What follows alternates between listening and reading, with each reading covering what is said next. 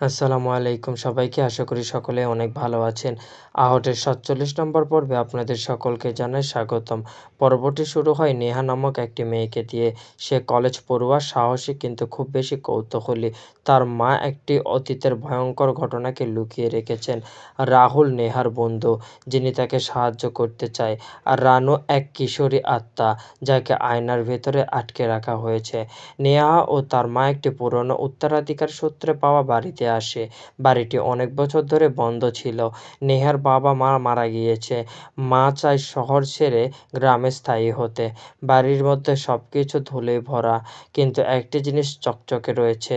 সেটি হচ্ছে একটি পুরনো কাঠের ফ্রেমে তৈরি আয়না। মা আয়নাটার দিকে তাকিয়ে বিস্মিত এবং আতঙ্কিত হন। সে বলে, এই আয়নাটা কেন এখানেই থাকলো? রাতে ঘুমাতে যাওয়ার সময় নেহা ঘরের আয়নার পাশে দাঁড়ায়। হঠাৎ আয়নায় তার প্রতিবিম্ব একটু দেরিতে নড়ে। সে ভয় পায়, কিন্তু ভাবে হয়তো চোখের ভুল। তখনই আয়না থেকে বেরিয়ে আসে কান্নার আওয়াজ, আমাকে মুক্ত করো। নেহার চারপাশ দেখে কিছুই নেই। পরদিন সে বাড়ির পুরনো কাগজপত্র ঘাঁটে। একটি ১৯৮৭ সালে খবরের কাগজের কাটিং পায়। ১৪ বছরের কিশোরী রানু আত্মহত্যা করেছে আয়নার সামনে, কিন্তু তার দেহ মেলেনি। নেহা বিষয়টি রাহুলকে জানায়। রাহুল বলে, তোমার আয়নায় এই আত্মাটাকে আটকে আছে। আয়নায় হয়তো ওর মৃত্যুর সাক্ষী অবস্থায় রয়েছে।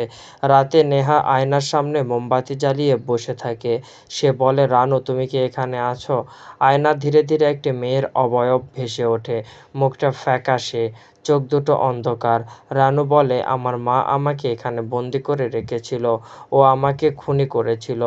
এখন আমার প্রতিশোধ নিতে চায়। নেহা স্তব্ধ হয়ে যায়। নেহার মা রানুর মা ছিল। রানু ছিল তার প্রথম কন্যা। মানসিক সমস্যায় ভুগছিল। একদিন আয়নার সামনে বসে রানু নাচ করছিল। তার মা এসে রেগে তাকে ধাক্কা দেয়। রানু মাথায় আয়নায় আঘাত পাওয়ার কারণে সে মারা যায়। সেদিন রাতে রানুর আত্মা সম্পূর্ণরূপে আয়নার ভেতর থেকে বেরিয়ে আসে। ঘরে বিদ্যুৎ চলে যায়। মা আয়নার সামনে কাঁপতে কাঁপতে পড়ে যায়। রানু বলে, তুমি আমার জীবন কেড়ে নিয়েছ, এখন সময় তোমার। ভয়াবহ চিৎকার, আয়না ভেঙে যায়। মা অজ্ঞান হয়ে যায়। পরদিন সকালে নেহা ও রাহুল দেখে আয়না সম্পূর্ণ ভাঙা। মা কিছু মনে করতে পারে না, কিন্তু আয়নার ভাঙা কাচের মধ্যে কোনো প্রতিচ্ছবি নেই। রানু মুক্ত হয়েছে।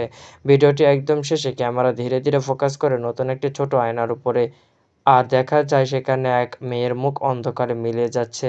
এখান থেকে কি শেষ হয়, নাকি এখান থেকে শুরু হয়?